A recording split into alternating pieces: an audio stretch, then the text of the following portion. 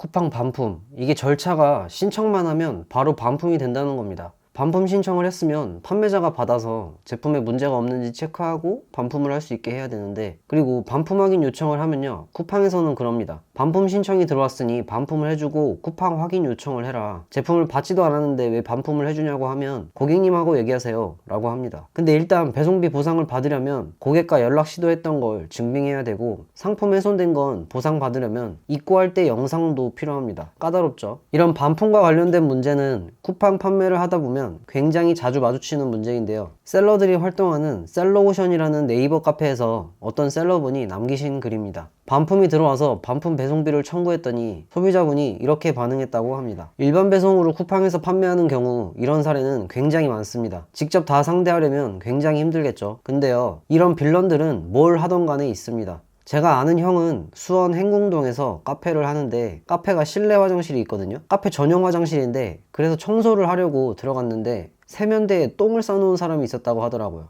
진짜 별의별 사람들 많습니다. 근데 이런 사람들 때문에 뭔가를 포기하지 마세요. 쿠팡 반품 빌런들 때문에 쿠팡 판매를 포기하지 마세요. 이런 사람들을 상대하면서 배송비를 받아내겠다고 연락하고 또 연락하고 싸우고 해서 받아낸다고 해봤자 몇천 원입니다. 이런 방법보다는 어떻게 하면 하나라도 더 팔 수 있을까, 어떻게 하면 전환율을 높일 수 있을까를 고민하는 게 더 좋다고 생각합니다. 괜히 빌런들이 반품 안 하겠다고 하고 1점 평점을 남겨버린다면 대표님 매출에 타격을 주게 될 겁니다. 그리고 제일 좋은 건 아예 상대를 하지 마세요. 그리고 별 문제 없으면 그냥 반품해주고 쿠팡한테 확인 요청을 하는 게 마음 편합니다. 저런 사람들 하나하나 상대하면 쿠팡이건 뭐건 절대 오래 못합니다. 몸이 힘든 것보다 정신적으로 힘들면 진짜 너무 치명적이거든요. 회사를 다녀도 일이 힘들더라도 같이 일하는 사람들이 좋으면 참고 할 수 있잖아요. 비슷하게 사람한테 치이면 오래 하기 힘듭니다. 그럼 이런 문제들은 어떻게 해결할 수 있을까요? 가장 간단한 방법은 방금 말씀드린 것처럼 상대를 안 하는 겁니다. 그냥 상대를 하지 마시고 증빙 자료만 모아서 쿠팡에 확인 요청을 하시고 매출을 키우는 데 집중하는 게 정신적으로 훨씬 편하실 겁니다. 그리고 이게 결과적으로는 수익에도 더 좋을 겁니다.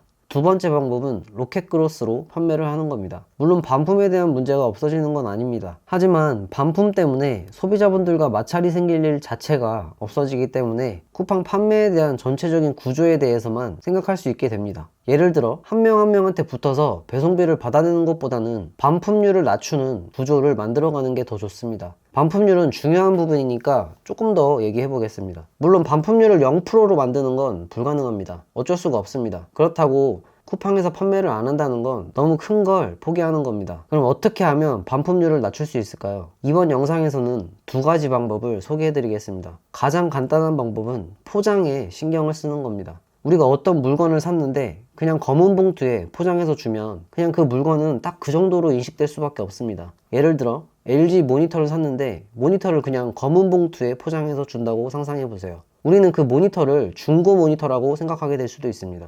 그럼 우리는 그 모니터를 중고 다루듯이 하겠죠. 극단적인 예시지만 이렇게 포장 방법이 생각보다 큰 영향을 미치기 때문에 특히 공산품 같은 경우는 중국에서 넘어올 때 이런 식으로 대충 포장해서 넘어오는 경우가 굉장히 많습니다. 그래서 약간의 포인트만 주더라도 소비자분들이 받았을 때 전혀 다른 느낌을 줄 수 있습니다. 대표적으로 전자제품 같은 경우는 포장 자체를 충격에 강한 포장 방법으로 포장을 하게 됩니다. 이거 자체가 반품률을 낮추고요. 단순 공산품도 충격에 약한 제품은 충격에 강한 포장 방법으로 반품률을 낮출 수 있습니다. 그리고 고급스럽고 정성스러운 포장은 소비자분들이 받았을 때 신경 쓴 제품이다 라는 인상을 주게 되고 만족도를 높이게 되겠죠. 또한 화장품 같은 경우는 포장 박스가 파손된 상태로 배송이 되면 바로 반품으로 이어지거나 1점 평점으로 리뷰를 남기기도 합니다. 실제로 화장품의 리뷰를 보시면 1점 평점으로 봤을 때 포장 얘기가 굉장히 많이 나옵니다. 상품 박스가 더러워졌다, 내용물은 멀쩡하나 배송이 별로다, 비닐봉지에 담겨졌다, 여기도 제품 케이스가 찢어져서 왔다.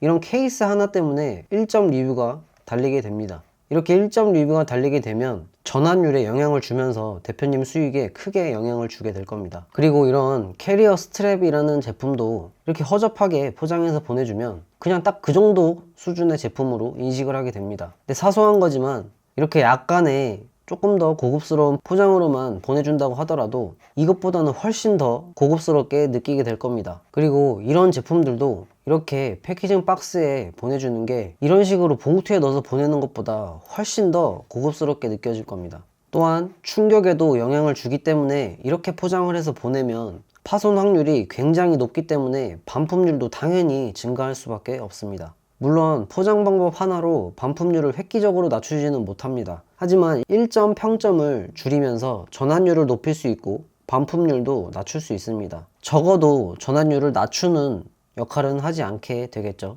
그리고 이런 것들이 하나하나 모여서 반품률을 낮추고 마진을 더 많이 만들어낼 수 있게 됩니다. 두 번째 방법은 소비자분들의 리뷰를 통해서 제품을 지속적으로 개선시키는 겁니다. 1점 리뷰를 통해서 어떤 부분에서 만족하지 못했는지를 파악하고 개선시키는 거죠. 이 작업은 처음 제품을 소싱하는 과정에서도 필요합니다. 경쟁업체의 제품을 보고 그 제품에서 만족하지 못한 부분이 어떤 것들이 있는지 파악하고 사전에 미리 최소화시키는 겁니다. 만족하지 못한다면 1점 리뷰를 남기는 소비자분들도 계시겠지만 반품을 하는 소비자분들도 많이 계실 테니까요. 일반적인 방법으로 판매하시는 분들은 쉽지 않은 방법이긴 합니다. 하지만 할 수 있는 부분이 있다면 해야 된다는 거죠. 반품률을 낮출 수 있는 방법은 다양합니다. 하나씩 적용시키다 보면 아무리 쿠팡이라 하더라도 반품률을 낮출 수 있습니다. 이렇게 반품률을 낮춰서 이런 사람들을 만나게 되는 빈도 자체를 낮추면서 이런 사람들이 있더라도 최소한으로 상대하는 게 약간의 손해를 보더라도 전체적으로는 대표님 수익에 도움이 될 겁니다. 로켓크로스로 판매를 하는 것도 좋은 대안이 될 수 있고요.